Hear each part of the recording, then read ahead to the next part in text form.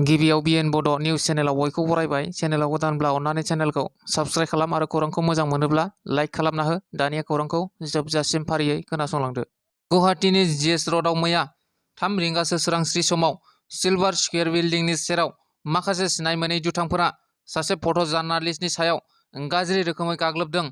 बे गाग्लोबजानाय फट' जार्नालिस्टखौ बिमल दास होननानै सिनायथिनाय जादों।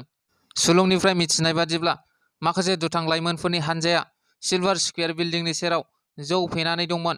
बे समावनो 3 दुथांफोरा बिमल दासनि सायाव गाज्रियै गाग्लोबदोंमोन आरो दसे समनि उनाव जाथाय जानाय जायगासिम पुलिसआ सौहैदोंमोन।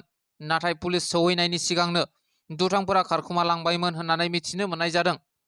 मख'नो गोनांदि बिमल दासनि सायाव गाग्लोबनाय दुथांफोरनि सायाव दिसपुर पुलिस थानायाव गसर थिसनबाय होननानै मिथिहोदों।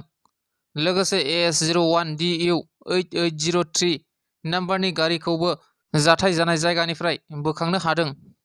मध्य प्रदेशनि कुन' माहारियारि पार्कआव खोला आफ्रिकानिफ्राय लाबोनाय उदय मुंनि मासे सिथाया थांनाय 23 एप्रिलखालि जिउ गोमाबाय। हाग्रा बिफाननि मावख'गिरिफोरा उदय सिथानि सावस्रिखौ आनजाद नायनाय समाव बिनि सावस्रिया गाहामैनो दंमोन होननानै मोनसे खौरां बिबुंसारनि गेजेरजों फोरमायथिनानै होदों। सुलुंनिफ्राय मिथिनाय बादिब्ला उदय सिथाखौ फाहामथाय होबाय थानाय समावनो जिउ गोमादों आरो जिउ गोमानायनि जाहोनखौ दासिमबो रोखायै मिथिनो मोननाय जायाखै। मख'नो गोनांदि थांनाय 18 फेब्रुआरि खालि खोला आफ्रिकानिफ्राय उदयजों लोगोसे गासै 27 सिथाफोरखौ लाबोनाय जादोंमोन। गसाइगाव नोगोरजों नांजाबनाय दलगावनि जगमाया पेट्रल पाम्पआव थांनाय मोनाबिलि समाव दुथांफोरा गाज्रि गाग्लोबदों। गसाइगाव महकुमानि सिङाव थानाय एबा गसाइगाव नोगोरजों नांजाबनाय दलगावनि जगमाया पेट्रल पाम्पआव थांनाय 23 एप्रिल खालि मोनाबिलि समाव गंसे XUV AS16E1843 नाम्बारनि गारिजों 4 दुथांफोरनि हानजाया पेट्रल पाम्पनि मावसुमाफोरखौ गाज्रियै हानजायैनो गाग्लोबनायाव पेट्रल पाम्पनि सासे मावसुमाया जोखोम जायो।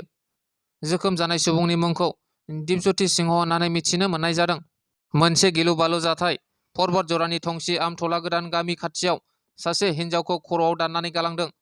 थांनाय मैया 1:45 समाव क'क्राझार जिल्ला पर्बत जरानि बग्रिबारि पुलिस थानानि थंसि गोदान गामिनि हाग्रा गुदुनि गेजेराव सासे हिन्जावखौ खर'आव दाननानै गालांदों होननानै मिथिनो मोननाय जादों। मिथिनो मोननाय बादिब्ला महामाया खामार गामिनि थागिबि समिता खातुन 24 बोसोर बैसोनि फिसाय जहिरुल इस्लामजों लोगोआव बन दाननो थांदोंमोन। मिथिनाय बादिब्ला जहिरुल इस्लामा न'आव खारबोनानै खबर होनायनि उनाव जहिरुल इस्लामनि बिमाया खारनानै खर'आव दाननानै दोनलांनाय थासारियाव बोखांनो हायो।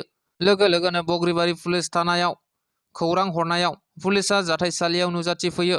गोब्राब जोखोम जानाय समिता खातुनखौ देहा फाहामसालियाव थिसननाय जादोंमोनब्लाबो देहा फाहामसालियावनो जिउ गोमायो। बे जाथायनि सायाव पुलिस बिफाना गोख्रों नायबिजिरगासिनो दङ। दिनैनि खौराङा बेखिनियानो। गोजोन्थों।